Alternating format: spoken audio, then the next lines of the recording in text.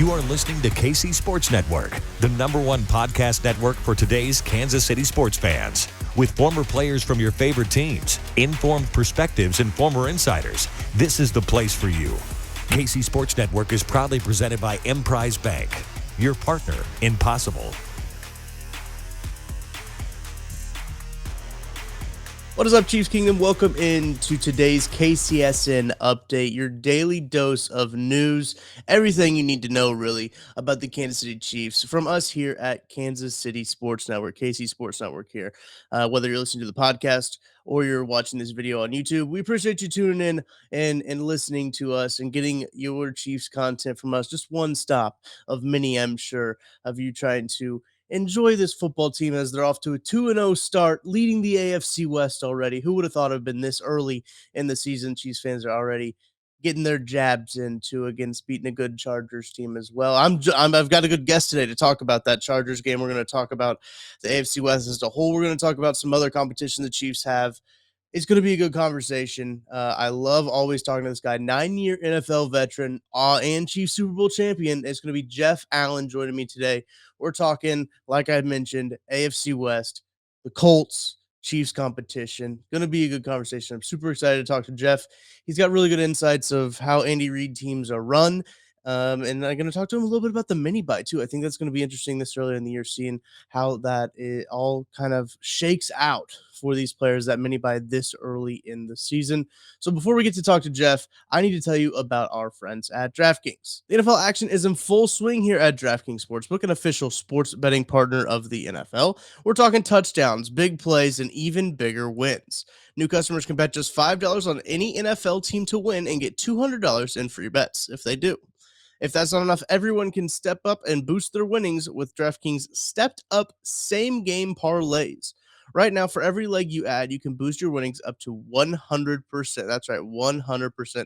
With payouts bigger than ever, why bet on football anywhere else?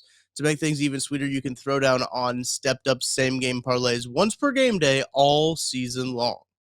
Download the DraftKings Sportsbook app now and use promo code KCSN to get $200 in free bets if your team wins when you place a $5 bet on any football game.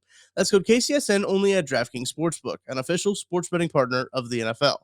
Minimum age and eligibility restrictions apply. See show notes for details. All right, Jeff, first off, thank you for joining me. Excited to talk about this with you, talk about just this team in general. First, I've got to talk to you about, though, this AFC West leaderboard, the standings. 2-0 for the Chiefs right off the jump. Raiders 0-2. Broncos and Chargers sitting at 1-1. What are your thoughts on the season so far? I mean, it's not going the way that everyone predicted. Obviously, the offseason, this AFC West got a lot of hype because of the quarterbacks within the league, some new additions. But, being a Chiefs fan, I never thought it would go any other way besides us being at the top. So I'm not surprised by that. I am surprised by the Raiders being 0-2. I thought they had a really good chance of being a better team than what the record says right now, and I think they'll turn it around. Obviously, the Chargers, I think they're going to be in it. They're going to be right on our toes this entire season. They look like the most complete team in the AFC West besides the Chiefs. So I think that's our competitor. But outside of that, I don't think Denver's going to be very good. They look terrible. They look absolutely terrible. I don't think they're going to turn it around. I don't think they're a very good football team, in my opinion. I may be wrong, but what I see right now on tape, it doesn't look like they have the right pieces. So it's almost like a coaching thing too. Yeah, I know a lot of people put a lot of stock into Russell Wilson coming there, and Russell Wilson can only do so much. But it's just been some weird coaching decisions from Nathaniel Hackett, first-year head coach too. I don't think a lot of people talked about that enough going into the season. Yeah. A lot of people didn't talk about that across the board. Like Josh McDaniels, I mean, everyone considers him this genius and this guru, but his last time being a head coach, it was absolutely horrible in Denver. So, and I've heard some stories from guys that have played for him. He's not the most liked guy in the head coaching position. So I can't see him changing that much with getting another opportunity, but maybe he has. So we'll see how that transpires in Las Vegas. But Nathaniel Hackett, like you say, he's a rookie head coach. This is his first time doing this, his first time in that seat making those decisions. And sometimes it can get to you. So we'll see what they do. But I mean, we got Patrick Mahomes and Andy Reid. Andy Reid is an all-time great Hall of Fame coach. So you can never discount what he's going to do, no matter what the personnel is, no matter who's in what position. he's going to figure out a way to win football games. Absolutely. Love to see it. I think we all generally agree the Chargers are the biggest threat to the Chiefs within the division. There's some other teams in this AFC. This AFC is stacked. You look at the NFC side of it, you're like, wait, who? They've got this team making the playoffs. The Yeah, Washington Commanders are going to make the playoffs. Is what you're like. But then you look at the AFC, you're like, oh man, the Chargers couldn't make the playoffs last year. I mean, that's a good football team that didn't make the playoffs. You got good teams not making the playoffs. We talk about good teams around the AFC. Two of them are playing each other this week in the Dolphins and the Bills. What are your kind of thoughts on that game? The Dolphins looked really good at the end of that Ravens yeah. game. If you throw out the first half of tape from Tua, where he threw a couple picks, and you kind of ignore that second part of the game looked really good. I'm kind of excited for this matchup. I'm really excited. I think this is the game of the week, in my opinion. Both teams are going to get tested, and they're going to see where they stand as far as at the top of the league. I think Buffalo's going to come out with the win, but I wouldn't be surprised if the Dolphins figured out a way to win with the explosiveness they have on offense. I mean, you see it too. Is putting the ball out there. He's proving a lot of people wrong right now. I know he had a couple of picks, but it wasn't because of inaccuracy. It was just because of him taking chances. One even got tipped. So I think it's going to be a really good game. Defensively, Buffalo is going to have to step up like they have the entire year. That secondary is going to have to stretch a lot and get ready to run with those fast receivers, and it's going to be a test. But like I said, I'm going to bet on the Bills. Josh Allen looks great. I think they look like the best team in football right now. But we're going to see after this weekend where they really stand. Chiefs fans were quick to hop on Twitter and let people know that Tyreek Hill had an interception bounce off of his hands. Yeah. They were quick to let people know that happened. No, I do like the Bills in that game. Man, they just look so good in their two games. They've just looked so dominant, and that's so hard to do in this league. As you know, I mean, obviously, and I want to kind of hit on that. The Chiefs having a Thursday night game this early in the season, they get the mini bye. Coming off the mini bye, I think I saw that Andy Reid's only 5-5 off of a mini bye in his career, which is kind of a weird stat. Surprising.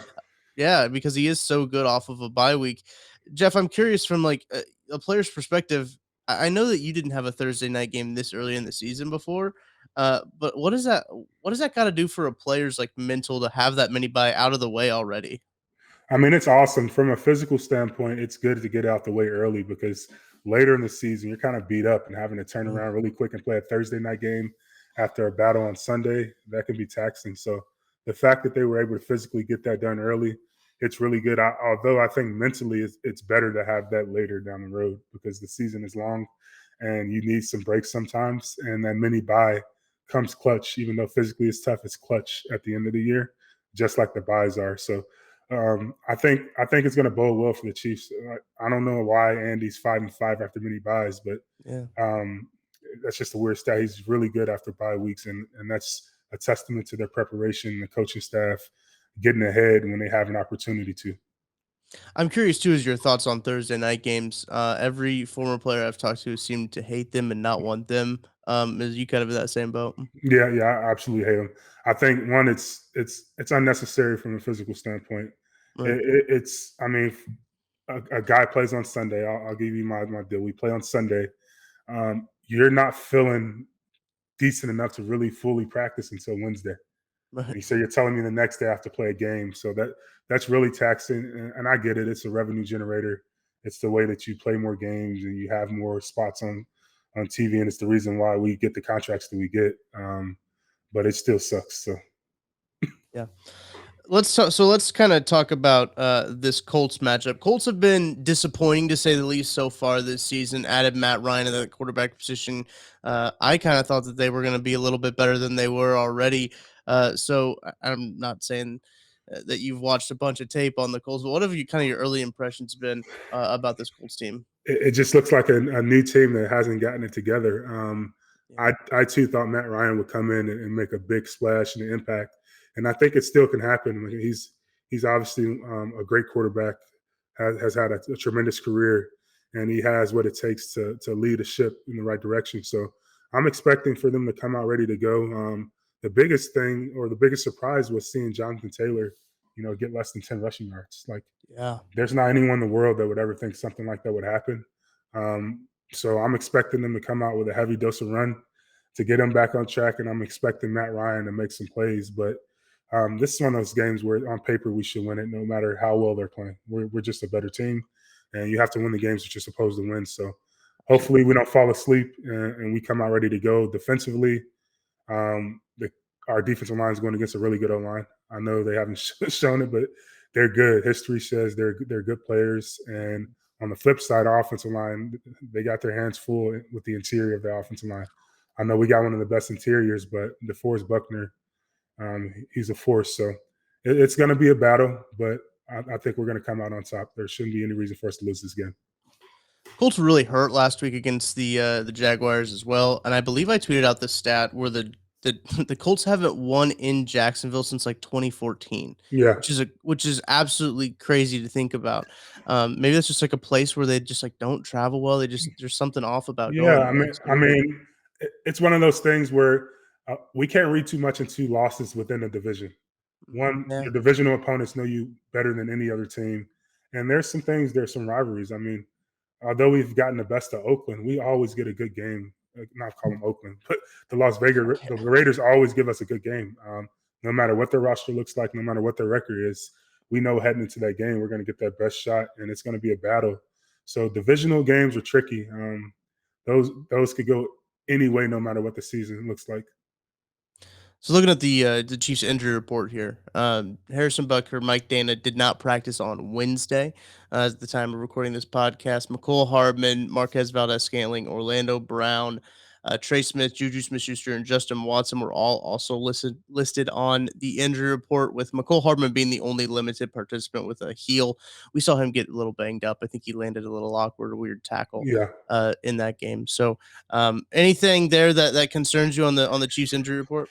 No, I don't think so. I think every guy that's on that report should play. Dana may have a possibility of not playing, but I think they'll all figure out a way to get on the field. It's just one of those things where there's always going to be a list of guys, and Yeah. the way that you have to report it from a training room standpoint, they have to report that by league rules. So guys are going to have bumps and bruises all year. There's going to be guys on the report, but we should have a pretty good, healthy season. Just with I know how they prepare in the weight room. I know how Rick Bookholter and the training staff, handles guys, so they'll be okay. The Colts are coming off a really bad week last week where they had, Michael Pittman was hurt, Alec Pierce didn't play. Like they had two of their best receivers not play. That probably kind of played a factor in Yeah, the Jags probably stacking the box and not letting Jonathan Taylor beat them. But they got Bernard Raymond. He did not practice, the tackle out of Central Michigan, rookie this year, didn't practice with an ankle injury. DeForest Buckner was limited with a hip injury. Yannick Ngakoue, a defensive end, limited participant. Pittman was limited as well. But you had Alec Pierce, Grover Stewart, another guy in the middle, that interior of that offense or he's that a good defensive player. line, who is a menace. Yeah. Shaq Leonard was back to a full participant, as well as Zaire Franklin. So they're getting a lot of guys on their defensive side of the ball Yeah, back. Shaq didn't play last week either. Right. He is one of the best linebackers in the league, without a doubt, and he's really good in pass coverage. So They're getting one of their best linebackers back. He's really good at forcing turnovers. yeah, that He's too. very good at that. The Chiefs are without Willie Gay for 4 games. There's been a lot of trying to figure out what the Chiefs are going to do. Darius Harris has been brought up. There's been some discussions of what kind of defensive packages they can roll with to keep certain linebackers on the field. Maybe put a little bit more DBs than linebackers on the Yeah. field, just to try to see Yeah. what's really going on. But it's tough, man. Willie was playing Uh, really well. yeah, I wouldn't recommend that this week. A bunch of DBs, they're going to run the ball, and they're going to have an attitude. So we got to have some guys in there that's willing to, come downhill and put their head in there, because it's going to be, like I said, it's going to be a test, and they got something to prove offensively, and their identity is Jonathan Taylor. So they're going to try to get back on track with that. I have no doubt that, especially Nick Bolton, I have no doubt that he's going to be ready to come and lay the wood. So that's going to be fun to watch. But we're going to have to figure it out. Willie's obviously going to be out for 4 games. Someone's going to have to step up. It could be many different ways that they do it. They may put Nick at the wheel. They may bring in somebody else to play Mike. Who knows? They're going to find somebody to fill that gap while Willie, serves his suspension. Yeah. It's unfortunate that it had to happen when it did, because I think Willie probably played one of his best games. Yeah. When you look at just some of the coverage things that he did, Mike Mike DeVito and Derek Johnson broke down some film with Craig Stout. That'll be on the YouTube channel as well. You can go check that out. A lot of those plays were just Derek Johnson gushing over Willie Gay. Yeah. Because the way he's filling in the run game, the way he's covering, the way he blitzes it's so much Yeah. improved from when he started his rookie. Well, I think Willie has been obviously Chris Jones is the best player in our defense, Right. rightfully so, and everyone knows what Chris can do. But one of those people that I think is coming into their own is Willie. Along with him, I want to get a big shout out to Juan Thornhill. I think he's been doing an excellent job, not only playing well, but it looks like he's coming into his own as a leader, and he's playing with some fire. Looks like he has something to prove. So shout out to Juan. Keep doing what you're doing, man. Yeah, love to see it. I love the tinted visor on Juan. It's Yeah. a different attitude. It's Yeah, tinted definitely. Juan. It's good stuff right there. All right, before we get like your prediction on this game here, Jeff, I want to know kind of what's one position group that you've been really impressed with so far this season, that's kind of stuck out for the Chiefs. Oh, that's a tough question. I think a lot of position groups have been doing really well, but I'm gonna have to. It's only 2 games in, so Yeah, damn. I would have said at week 1 the receivers because the way the ball is getting spread around, guys were stepping up. But I'm gonna have to go with honestly. I'm gonna have to go with the D line collectively, and the Yeah. reason why I say that is because of the pressure that they've been getting.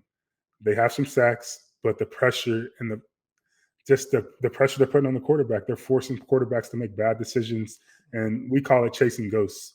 When a quarterback feels pressure, even when pressure isn't there, that means you're doing a hell of a job, and that's a testament to Chris Jones, Mike Dana, Karloftis, the rookie, Yeah. Frank Clark on the other side. You still got to respect him. So, I mean, they've been doing a really good job of getting after the quarterback. So, shout out to the D line.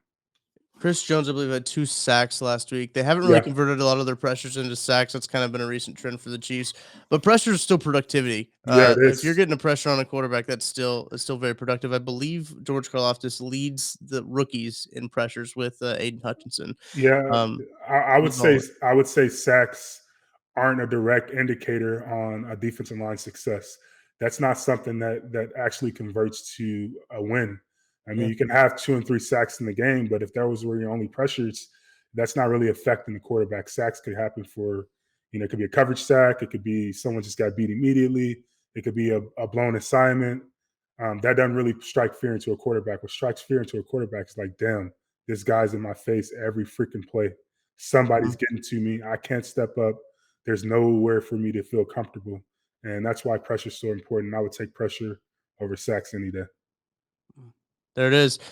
All right, Jeff, I've got to ask you. The line has moved to 5.5 points in favor of the Kansas City Chiefs. It was at 7 originally. After this, on Sunday, it was at 3, Mm, and then the Colts got blanked by the Jaguars, so they're like, "Well, we got to move this one up a little bit." yeah. But it's worked its way down to 5.5. What do you think about that line there from DraftKings? I think we should. I mean, first off, I don't know how they do it with the lines because it's pretty damn accurate every single week. But I think we should cover. Yeah. We should definitely win this game by more than 5.5. There's no reason for us not to win by a touchdown. Yeah, we're like I said, we're the better team. But any given Sunday is a true statement. I said it in my last episode, one-on-one with Mike. Mhm. This league is so competitive, and guys on the other side are getting paid too, and they have pride, and they want to show that they belong. So, I mean, anything can happen, but we are the better team, so we should win. Yeah, totally agree. I want it to be a relatively stress-free game. Yeah, That's what I would like to see. Is just like the Cardinals game, kind of week 1 was just stress-free. Two's got in there a little bit towards the end, mixed around, but a stress-free game would be nice, especially coming off of a Chargers game. That man, those games are always going to be stressful from wire to wire. I mean, yeah, all these divisional games will be. Even if the Raiders are 0-2 right now, still be a tough game. still gonna be a Uh, tough game. that's just how it is. But Jeff, appreciate you hopping on. As you mentioned, one-on-one, that's out. You can go find that wherever you're listening to this podcast. You can find it on this YouTube channel as well. Jeff and Mike sit down and they talk shop. It's one of my favorite podcasts to kind of just sit in the back and listen to those guys talking about what's going on in the league, and also trying cookies this week. Trying your Yeah, Cookie Society cookies. That was a good little thing you guys did. yeah, man, that was fun to kind of get a taste test. Obviously, I'm biased because I own the company, but Right. Cookie Society, honestly, I mean, you can trust the offensive lineman. No one knows food better than us. and it's the best cookie you ever have. So check out cookiesociety.com. Follow us on all social media platforms at Cookie Society, Instagram, Facebook, Twitter, and get that cookie content. I promise you. I'm not trying to sell you something. Just follow us, and then eventually you'll buy something. It's true. I follow you guys on TikTok as well. Yeah, Man, you got TikTok some too. good TikToks. TikTok Yeah. is the Cookie Society. We couldn't get at Cookie Society. We were late to the TikTok game. We were one of those late conversions. I'm old school, so I'm like, that's for the kids. But now it's the number one platform online. So I apologize, TikTok. I didn't believe in you to begin, but y'all do some good TikToks. I see them making the ones making the cookies. I'm just like, God, yeah, I just gotta get some cookies. You got candles too? Is candles, that right? They smell like cookies? Man. Candles that smell like the cookies, smells just like the bakery. Merchandise. We have hats, T-shirts. We have all type of stuff, stickers. It's a brand, man. Join the brand. Join the society, Cookie Society. Let's go. Got a second location up now too. So yeah, hopefully maybe we have one in KC one day, man. You know, that's what we're working toward. That's our second home, man. Kansas City. We love it there. It's gonna get a Cookie Society. It's just a matter of time. We want to make sure we do it the right way. Of course, I understand. Well, Jeff, appreciate you hopping on with me and talking some shop. That's going to do it for for today's episode, I should say, of KCS and Update. Thank you for tuning in, listening to it on an audio podcast, watching this video on YouTube. Make sure to like and subscribe. If you are watching it on YouTube, leave a comment below of who you kind of want to see next week on next Thursday. Going to be kind of rotating some guests around. We got some people I want to talk to, so I'll be going through those guys as well. Let us know who you want to talk to on the network next week. But I'll be back next Thursday. BJ will be back tomorrow with Trevor Sikkema from PFF. So until then, we'll talk to you tomorrow. Go Chiefs.